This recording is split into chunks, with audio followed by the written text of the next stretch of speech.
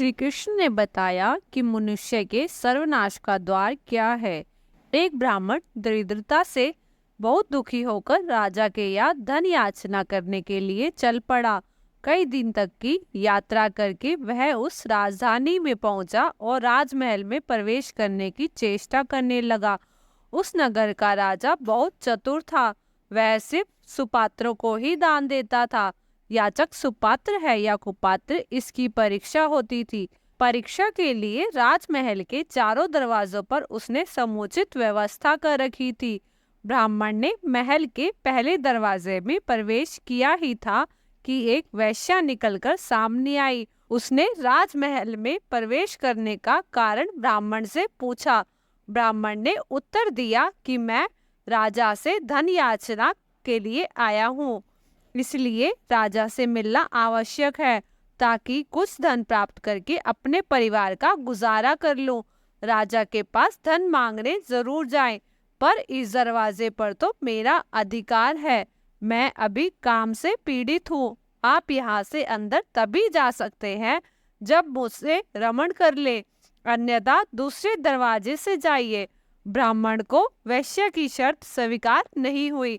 अधर्म का आचरण करने की अपेक्षा उन्होंने दूसरे द्वार से जाना ही पसंद किया। वहां से लौट आए और दूसरे दरवाजे पर जाकर प्रवेश करने लगे। अभी 2 ही कदम भीतर पड़े होंगे कि एक प्रहरी सामने आया और उसने कहा, इस दरवाजे पर महल के मुख्य रक्षक का अधिकार है। यहाँ वही प्रवेश कर सकता है जो हमारे स्वामी से मित्रता कर ले। हमारे स्वामी को मांसाहार अति प्रिय है।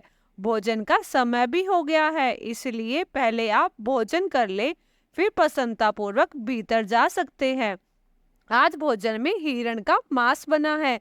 ब्राह्मण ने कहा कि मैं मांसाहार नहीं कर सकता, यह बात अनुचित है।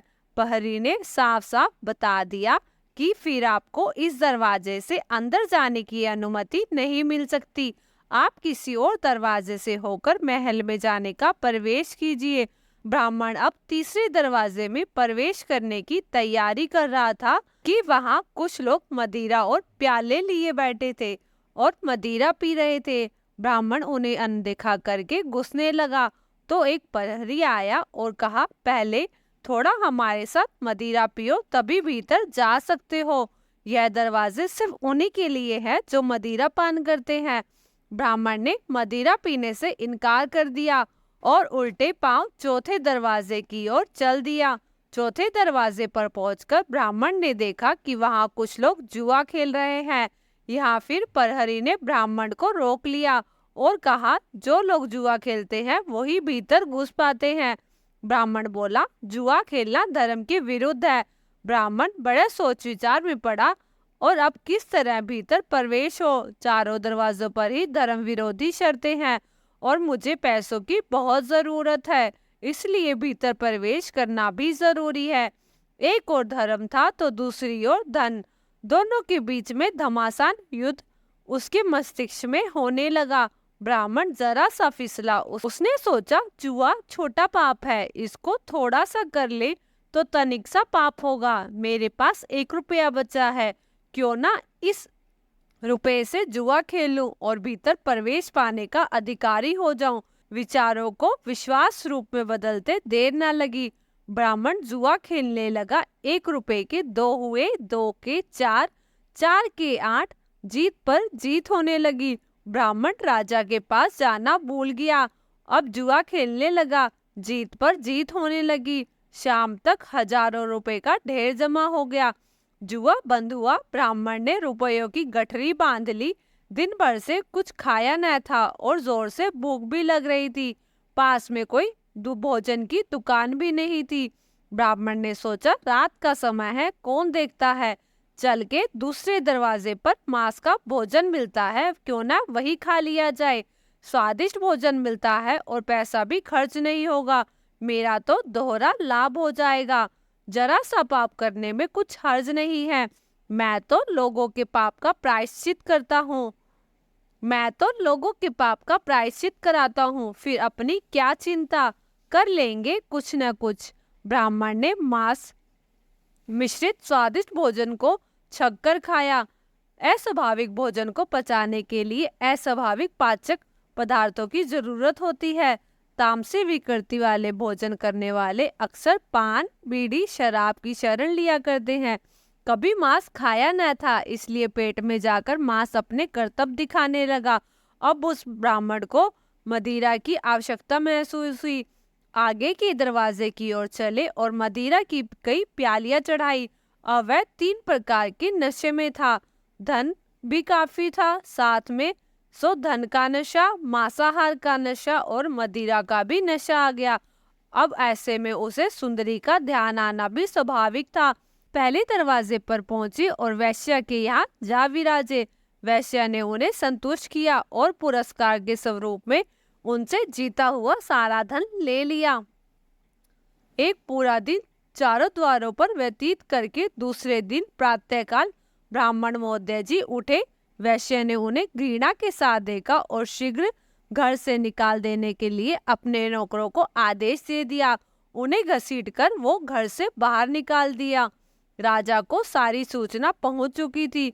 ब्राह्मण फिर चारों दरवाजों पर गया और सब जगह खुद ही कहा कि वह शर्तें पूरी करने के लिए तैयार है, प्रवेश करने दो। पर आज वहां शर्तों के साथ कोई भी अंदर जाने देने को राजी न हुआ। सब जगह उन्हें दुत्कार दिया गया। ब्राह्मण को न माया मिली न राम। जरा सा पाप करने में कोई बड़ी हानि नहीं है, यही समझने की भूल उसने धर्म और धन दोनों गवा दिए। यही समझने की भूल में उसने धर्म और धन दोनों गवा दिए। अपने ऊपर विचार करें, कहीं ऐसी गलतियां हम तो नहीं कर रहे। किसी पाप को छोटा समझकर उसमें एक बार फंस जाने से फिर छुटकारा पाना बहुत कठिन होता है।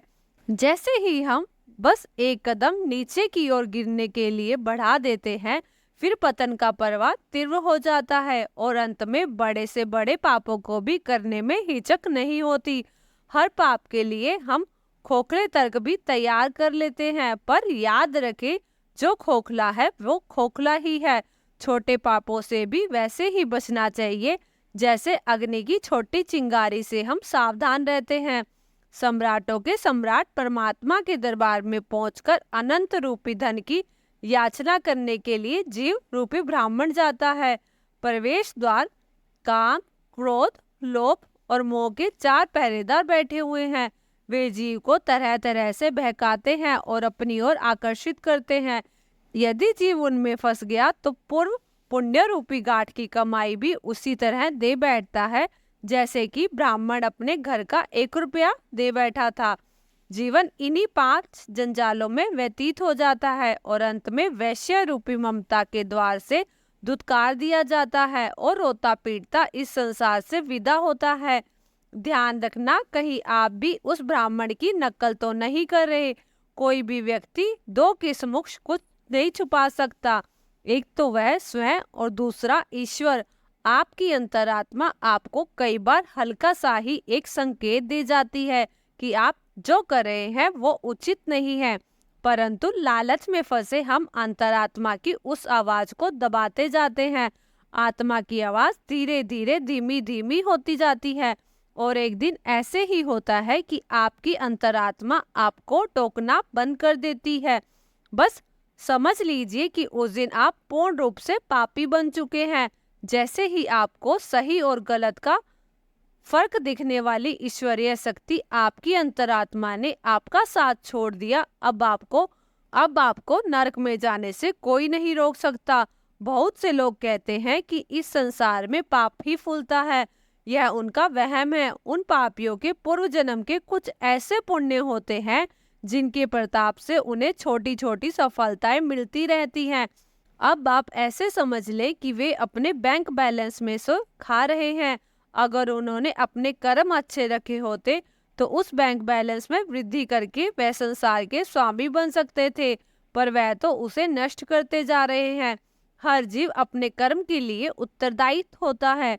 उसे अपना कर्म अच्छा रखना चाहिए। अपने चारों द्वारों पर बैठे हुए 4 मायावी तो बहकाने आएंगे ही। अगर आपने उनकी माया को जीत लिया तो अनंत कोश आपके लिए खुला है, अन्यथा संसार से विदा नहीं होंगे, दुत्कारे जाएंगे। गीता में श्री कृष्ण भी कहते हैं कि मनुष्य को कभी अहंकार नहीं करना चाहिए। अहंकार मनुष्य से वह सब करवाता है जो उसके लिए सही नहीं है। अंत में यह अहंकार ही उसके विनाश का कारण बनता है। इसलिए जीवन में जितना जल्दी हो सके अपना अहंकार त्याग देना चाहिए। गीता में श्री कृष्ण कहते हैं कि किसी भी इंसान का पतन उस समय शुरू हो जाता है जब वह अपनों को गिराने की सलाह गैरों से लेना शुरू कर देता है। गीता में लिखा है, सर्व व्यक्ति के साथ किया गया छल आपकी बर्बादी के सारे द्वार खोल देता है। चाहे आप कितनी भी बड़ी शतरंज के खिलाड़ी क्यों ना हो, लेकिन सरल व्यक्ति के साथ किए गए छल के परिणाम को आपको भुगतना ही पड़ेगा।